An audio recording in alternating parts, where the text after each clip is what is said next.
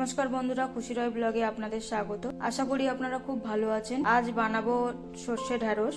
দেখে নাও কিভাবে বানাই। কড়া বসিয়ে দিয়েছি, কড়া গরম হয়ে গেছে। এর মধ্যে দিয়ে দেবো সর্ষের তেল।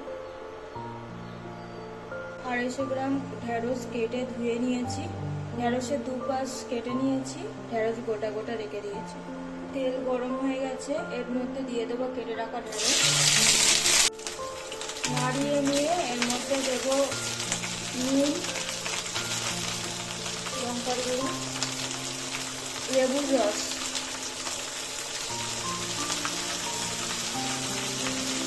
মিশিয়ে নেবো ভালো করে।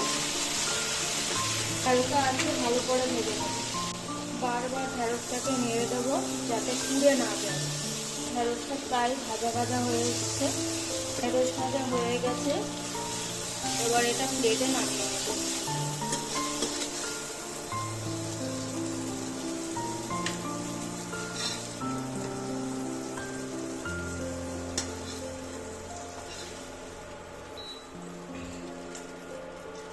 এতেই অল্প পরিমাণে তেল দিয়ে দেবো।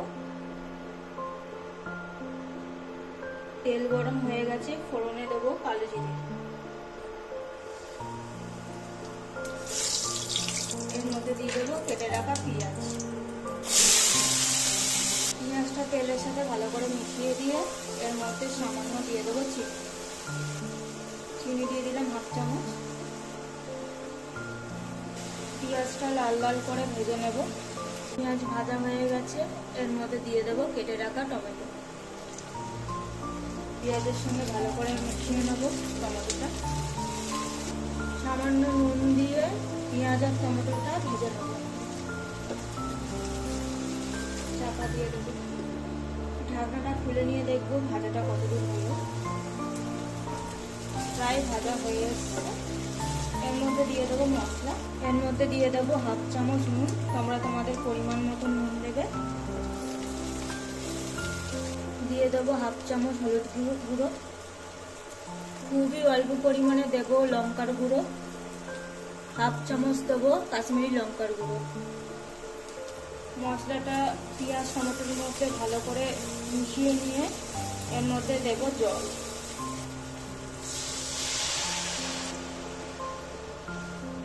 ঢাকনা দিয়ে মশলাটা কষিয়ে নেব। ঢাকনাটা খুলে নেব। মশলা থেকে তেল ছাড়া অবধি অপেক্ষা করব। দেখো কি সুন্দর মশলা থেকে তেল ছেড়ে দিয়েছে।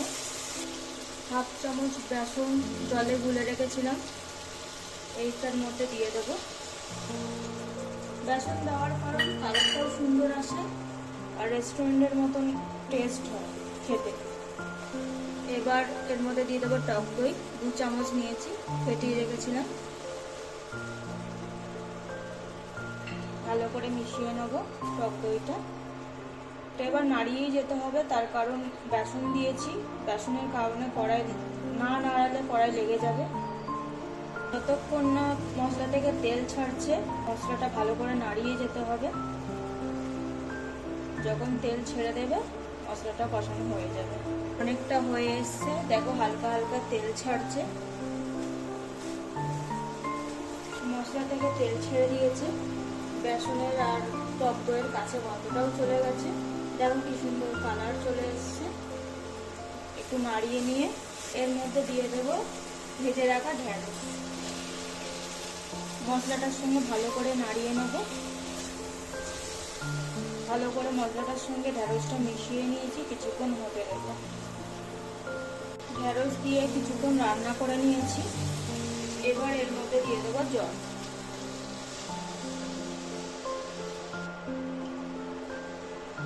ঢাকনা দিয়ে কিছুক্ষণ ফুটিয়ে নেব। ঢাকনাটা খুলে নেব। ঝোলটা ফুটে গেছে। এর মধ্যে দিয়ে দেবো 1/2 চামচ সর্ষে পাউডার।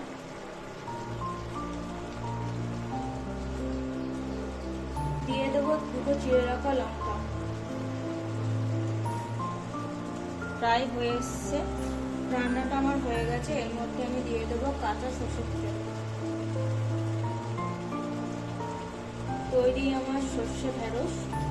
রেডি আমার সর্ষে ঢ্যাঁড়স।